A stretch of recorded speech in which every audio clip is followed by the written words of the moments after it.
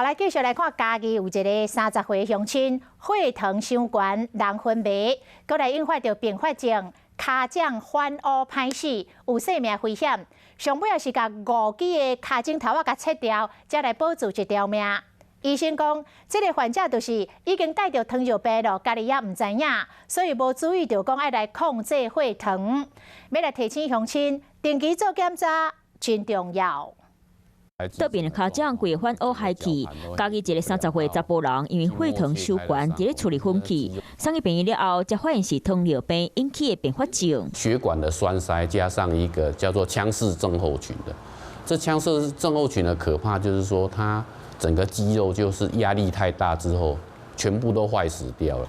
本来爱规支骹肌长，不过个真唔甘，希望小弟有正常生活能力。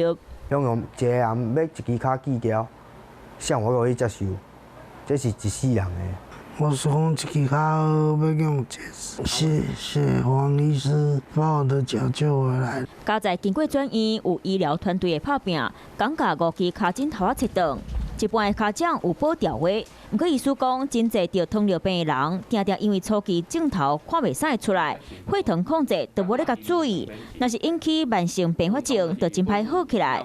所以你若是感觉喙焦、大食大啉，或者是够热，就要紧去予医生看。